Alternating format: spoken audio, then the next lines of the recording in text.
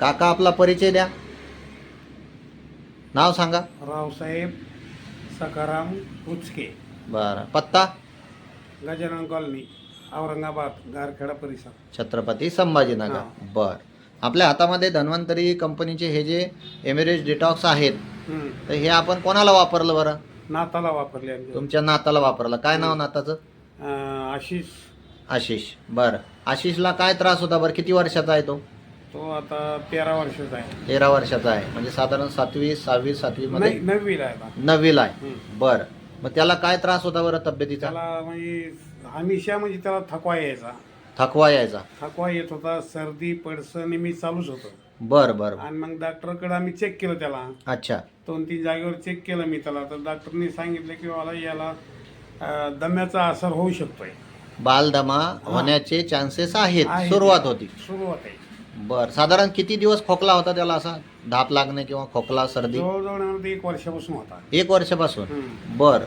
तर मी त्याला बऱ्याच जागेवर म्हणजे मी कोशिश करत होतो, तर त्याला तर असं हे झालं नाही. मी कोण्या बी दवाखान्यात दाखल पहिला प्रश्न मी डॉक्टरला हीच विचारी बर. किंवा याला दम्याचा असर सांगते डॉक्टर साहेब, काय करू मी याला, काय करता येईल? हा काय हा. करता येईल असं म्हणजे विचारत होतो मी. बर मला कुठं चेन पडला, एक बार ओपन झाल्याच्या नंतर चेन नाही पडलं. बर बर. म्हणजे तुम्हाला माहित पडलं की बा आपल्या नाताला दमा आहे, दमा आहे. आणि त्यासाठी तुम्ही अलग अलग दवाखान्यांमध्ये नेले. नेटकंच 1 वर्षापासून सुरुवात. लागत होता त्याला. बर बर. आता कशाला बी कुंकुना पळत आला तिकून की मग लगे घाम यायचा, धाप सर लागायची. म्हणजे एकदम असा जेवायचा लगे लटलट कापायचा. बर बर. हा, मला म्हणायचं की बाबा पहा ना मला कसा घाम आलाय. हा.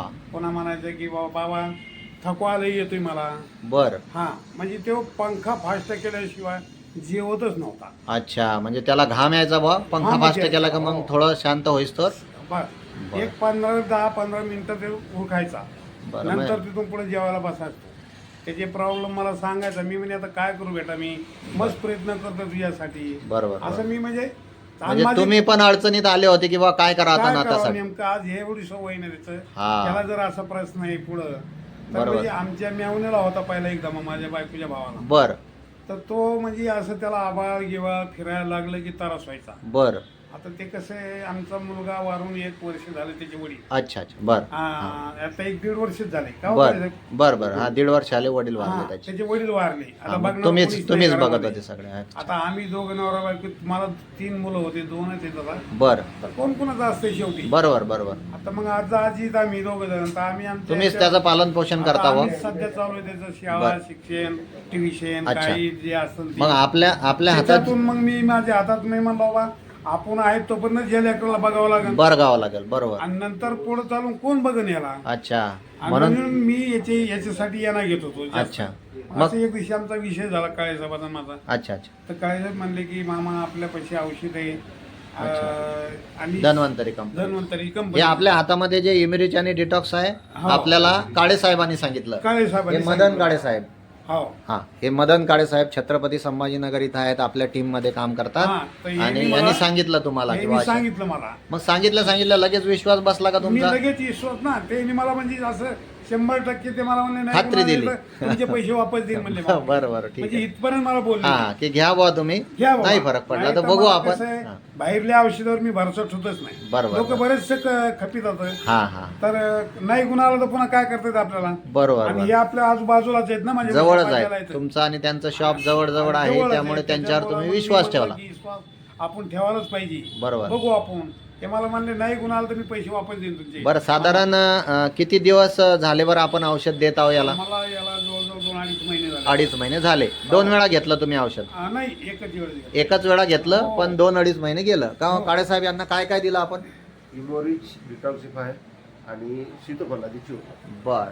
यांना एमिरिज, डिटॉक्सिफाय आणि सीतोफलादी चूर्ण ह्या 3 गोष्टी दिल्या आणि तुम्ही व्यवस्थित तुमच्या व्यवस्थित मी नाताला त्याला दिल्या. दिले ते. 2-2.5 महिने डोस. सांगितल्याप्रमाणे मी आणि दिल्या. एका डोस मध्ये तुम्हाला आता किती टक्के फरक आहे बरं? मला जवळजवळ नाही म्हणलं तर 80-90% फरक 80-90% फरक. आता त्याला हो. घाम येणं, धाप येणं काहीच नाही, काहीच काहीच नाही. एकदम लगेच हो. आता दनाट सायकल चालवतो तो. नाही. एकदम बरोबर. चालतो आणि जेवण पण व्यवस्थित करतोय. जेवण पण व्यवस्थित हा, आहे. फक्त एवढाच आहे की तो भातच खातोय दिसता. बर बर बर बर. त्याला ती आता म्हणजे- सवय बदलावं लागेल तुम्हाला, बदलायची हळूहळू सवय सवय बदलावं लागेल.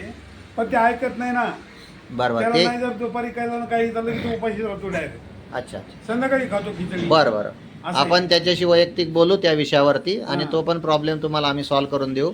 तर हे एमिरेज डिटॉक्स आणि सीतोपलादी या धन्वंतरी कंपनीच्या औषधाचा आपल्याला पूर्णपणे एकदम समाधानकारक मला रिझल्ट मिळाला. समाधान झालं याचं. इतर जे पालक आहेत हो. ज्यांचे मुलं नेहमी सर्दी खोकला, 100% कारण आता त्यांनी पण वापर करावा ह्या गोष्टीचा. हा सांगितल्याबरोबर मी तर भरोसा ठेवलाय. Yes, आता yes. मला पण गुण आलाय. बरोबर बरोबर. आलाय म्हणून शिरीज मी पण म्हणतोय. आणि किंवा कोणी पण- तुम्ही एमिरेज कंटिन्यू करणार त्याला, बरोबर? हो. कंटिन्यू करा हो ना. जेणेकरून पुन्हा थोडा- त्रास होणार नाही त्याला. मागं पुढं थोडा गॅप हो जाईल हो, पण हो. मी करीन त्याला. करा असं आहे. कंटिन्यू करा. आणि हे काळे साहेब आहेत आपले, काळे साहेबांच्या माध्यमातून सरांना खूप चांगला रिझल्ट मिळाला आणि फार मोठ्या अडचणीतून ते सुटले. सुटले. तर तुम्ही समाधानकारक आहे. समाधान करा. ठीक आहे. धन्यवाद सर. हो. धन्यवाद.